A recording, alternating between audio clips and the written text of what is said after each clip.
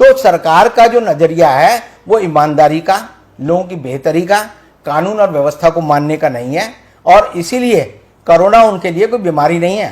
Corona उनके लिए जैसे मोदी जी ने खुद कहा कि आपदा में वरदान है ये, और उन्होंने वरदान ढूंढ लिया है और आपदा में अवसर ढूंढ के जो है वो देश को लूटने में उनके लोग लगे हुए हैं। और हर तरह का आप देखेंगे कि भ्रष्टाचार हो रहा है। 100 रुपए का सैनिटाइजर 1200 रुपए में खरीदा जा रहा है। बिल्कुल बिल्कुल। अभी आपने देखा कि जो 1000 रुपए की पीपीई आती है, 5000 पीपी 50 लाख रुपए की होनी चाहिए थी, वो हिमाचल के भाजपा के अध्यक्ष ने 9 करोड़ रुपए की खरीद ली। यानी 8.5 लाख करोड़ वो खा गए और 50 लाख की चीज थी, 9 लाख का खर्च कर दिया और इस्तीफा दे दिया। और इस्तीफा देना पड़ा क्योंकि वो सारी बात पोल खुल गई।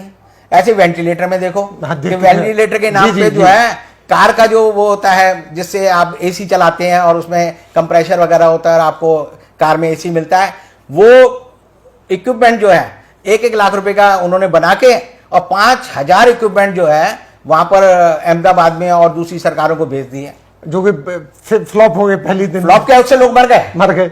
अगर आप कार का एसी चला दें और कहो आदमी को कि तेरे को जो है आईसीयू वाला ऑक्सीजन मिल रहा है तो कैसे मिलेगा? सही बात। हर चीज का जो तरीका है वो नहीं है। तो मोदी जी ने आपदा में अवसर ढूंढ दिया है और एक मैसेज होता है ये हिडन कि आपदा में मैसेज का मतलब ये कोई आपदा नहीं है, ये आपके लिए अवसर है, लूट लो। तो कई लोग अपने कॉइन करते हैं बहुत सारे शब्द, उसका मतलब ये होता है जैसे एक नेताजी थे, वो अपने विरोधी को पीटना होता था इलाहाबाद में, तो उनका किस्सा आता है कई बार, वो कहते थे भाइयों ये राम स्वरूप हमारे खिलाफ है लेकिन इसे पीटना नहीं है। तो जैसे ही वो कहते थे इसे पीटना नहीं है, उनके वर्कर समझ जाते थे साले को पीटो, तो वो कहते थे इनको पीटना नहीं है, वो और पीटते थे। तो इसी तरह मोदी जी कोड वर्ड में बात करते हैं और उन्होंने कोड वर्ड में सारा अपना संदेश दे दिया है। अब ये सब चल रहा है, लेकिन इससे देश को कितना फायदा होगा कि नुकसान होगा? आगे चल के खुलेगा तो जरूर कभी ना कभी। डेमोक्रेसी यहाँ पे इंदिरा गांधी की जो इमरजेंसी थी वो नहीं चल पाई इतनी ज्यादा, तो उसके बाद क्या होगा आखिर? देश का क्या बनेगा? ऐसा है, देश का तो मोदी जी ने खुद कह दिया हम 21 साल पीछे चले जाएंगे। तो एक दिन का मतलब हम 1 साल पीछे जा रहे हैं। आज जो है, आज के दिन जब मैं आपसे बात कर रहा हूं तो लॉकडाउन का 64वां दिन है। हम आज से 64 साल पीछे चले गए हैं। आज 2020 में आप 64 साल कम कर लो तो आपको पता चलेगा आज के दिन हम जो है 1956 में हैं। जो 1956 का हिंदुस्तान था, हम और आप उस हिंदुस्तान में।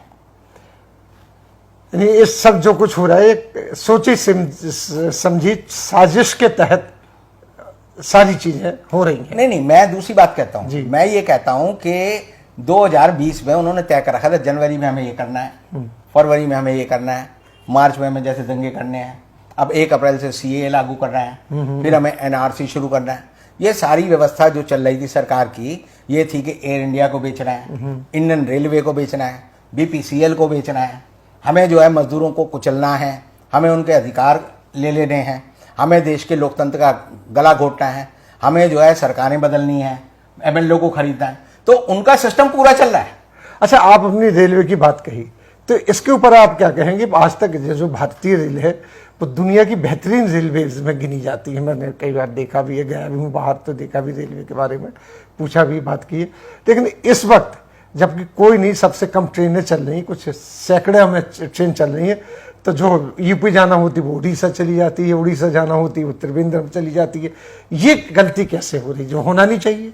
आप देखिए, हिंदुस्तान की रेलवे जो है दुनिया का सबसे बड़ा रेलवे नेटवर्क, सबसे बड़ा रेलवे नेटवर्क, हमसे बड़ा नेटवर्क दुनिया में कहीं नहीं है। भारतीय रेल जो है रोज जो है 6000 ट्रेन चलाती है। 6000 ट्रेन चलाती है। 3 करोड़ लोग रोज उसमें ट्रेवल करते हैं, ऑनलाइन ऑन पटरी से और रोज करते हैं। कभी आपने नहीं सुना होगा कोरोना से पहले कि बंबई की ट्रेन जो है उड़ीसा चली गई? बिल्कुल होता ही नहीं था। और बंबई की ट्रेन उड़ीसा जा कैसे सकती है?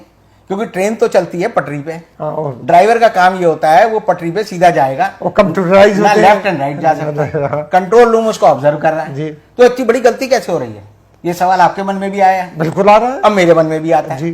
तो मैंने इस बारे में जब सोचा तो वास्तव में सरकार चाहती है कि इंडियन रेलवे की पूरी बदनामी की जाए, ये सिद्ध किया जाए कि इंडियन रेलवे को चलाने वाले कर्मचारी नालायक हैं, निकम्मे हैं और वो ट्रेन नहीं चला पा रहे। और ट्रेन को वो ये बात सिद्ध करके कि हमारी ट्रेन के लोग जो है अपनी ट्रेन चलाने में कामयाब नहीं है, इसलिए ट्रेन को बेच दो।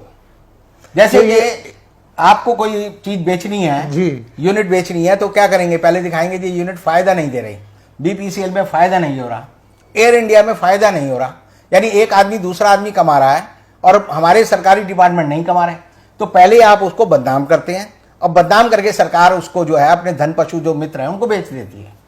और वही सरकार की रणनीति है।